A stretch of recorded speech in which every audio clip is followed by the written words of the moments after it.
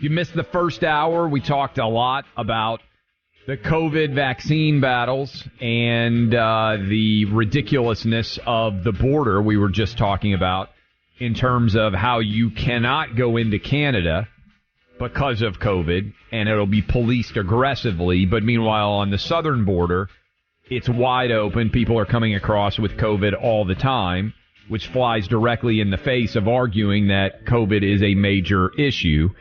And as you look around the country, one of the continuing biggest issues outside of the border and outside of COVID is the massive increase of crime, which many of you, no matter what part of this country you live in, are experiencing and seeing on a level that, frankly, we have not seen in over a generation in American life. The murder rate is up unlike ever before, and all of it is continuing to spiral.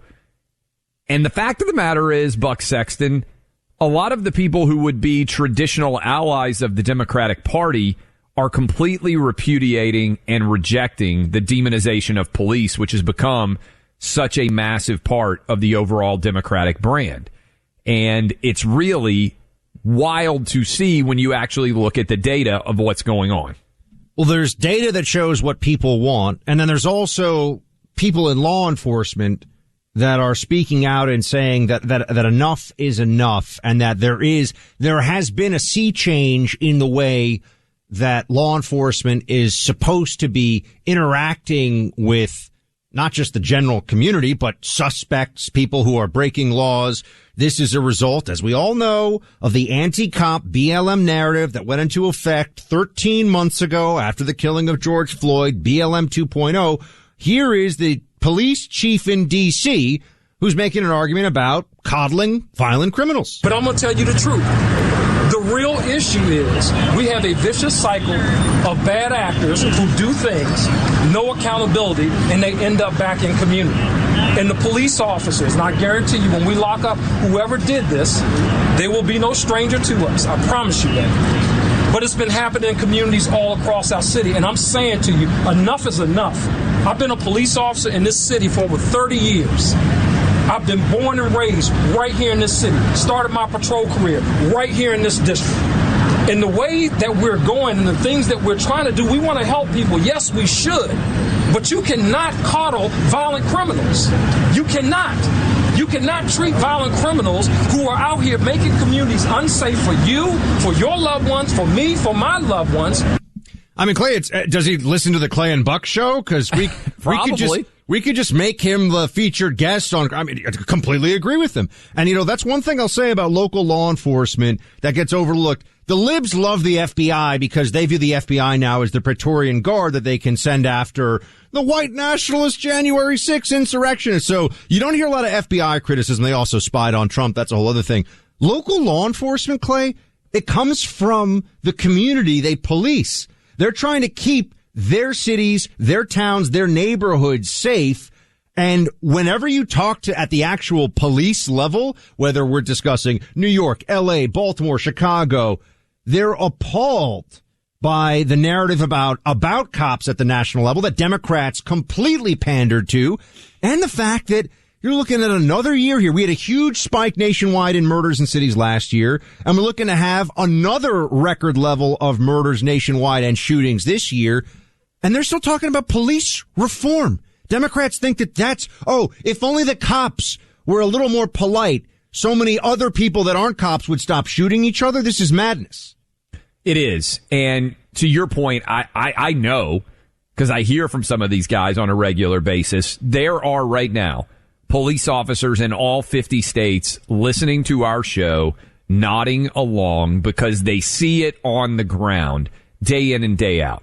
How would it feel if you busted your ass as a police officer to catch and arrest someone who was a clear and present danger to your community, and then an idiot judge or an idiot DA puts them right back on the street, and next thing you know, they've committed another crime, they have another victim.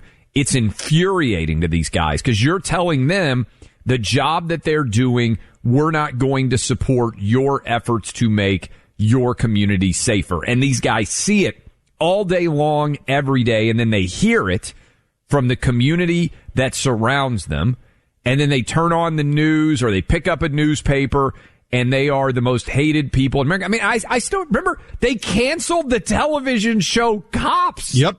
It was because pathetic. It was too positive in its reflection of police officers. Shameful pandering to the anti-cop narrative that happened last year. It was awful, and there were some Republicans who went along with it. Oh, yeah. And some people aren't going to want to hear this, but there were some people in the Trump White House who also went along with it. Not Trump himself, but there were people around him who were, oh yeah, let's push that, police reform bill, just absolutely making the whole situation worse. But let's get down to the actual data that we can use on this. Okay, so murders are up, shootings are up. We all know that. And it's in every major city across the country, pretty much. I'm sure we could find a couple of outliers, but pretty much. And remember, we really should be looking at where we are now versus where we are pre-pandemic. I mean, to get a sense of what the numbers actually looked like then. But by a 9-1 margin, this was a USA Today, Suffolk University, Detroit Free Press poll that just came out over the weekend, Clay. 9-1, the residents of Detroit say they would feel safer with more cops on the street. 9-1, okay? You look at numbers, you can't get 9-1 to agree on a whole lot in this country. Yes. And it's worth noting that Detroit, which has unfortunately year in and year out a pretty high per capita homicide rate, is a city that has also experienced bad numbers in that regard during COVID. It's about 80% African American. So 90% of the city overall, which happens to be an 80% African American majority city, are saying more cops would make us feel safer. You know who pushes BLM? Cowards who make millions of dollars a year to live in gated communities or on the Upper West Side of Manhattan or wherever, who work at CNN. They love BLM narratives. I'm reading from the Wall Street Journal over the weekend. I believe this article went up, building on what we were just talking about. Again, this is the actual data. In 70 cities and counties that account for a fifth of the U.S. population, the murder rate rose there by 35%. That's a monster number, all right? But it's going to blow your mind, this data here. The largest previous increase on record from one year to the next was 13% in 1968. Think about that for a minute. We have never seen the murder rate skyrocket like it did in 2020. And oh, by the way, it's continued to grow in many places in 2021. A 35% increase, more by nearly triple than the largest previous increase on record, which was 13% in 1968. I don't know how you can hear that and in any way support anything other than funding more police. We need, I think, what was the back in the day? We need like 100,000 more cops. Wasn't that the number back in the 90s that they put on the streets? And it, not surprisingly, crime decreased almost immediately. Because everybody got sick of it, and we reached a point as a society where you'd get shouted down for the anti-cop garbage. Early 90s.